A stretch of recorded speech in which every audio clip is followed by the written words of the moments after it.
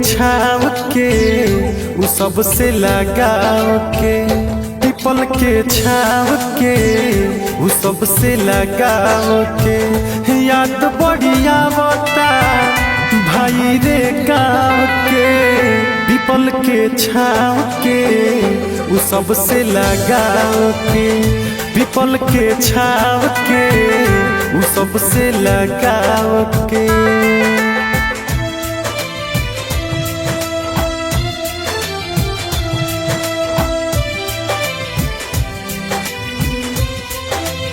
Music by Rupesh Gupta.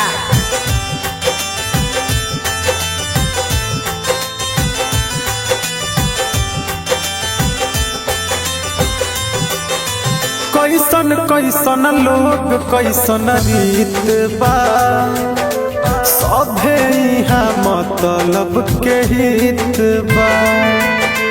दिलावा के हलिया केहू बुझे ना, केहू ना परदेसवा में मित बा। लोग यहाँ जियता खाली हो नाव के, लोग यहाँ जियता खाली हो नाव के। याद बढ़िया बता भाई रे गाँव के, पीपल के छाव के उ सबसे लगाव के, पीपल के छाव के उ सबसे लगाव के।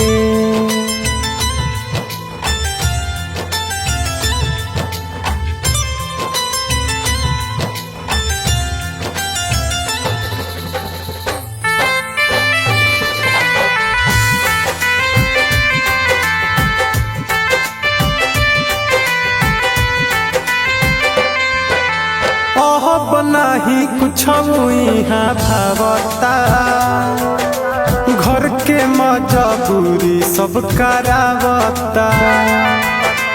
देखल सपनवा कहिया पूरी हो, करी का समझ में न आवता। कहे दीपकवा हो मिलता घाव के, कहे दीपकवा हो मिलता घाव के। याद बढ़िया बता भाई रे गाँव के, पीपल के छाव के उ सबसे लगाव के, पीपल के छाव के उ सबसे लगाव के।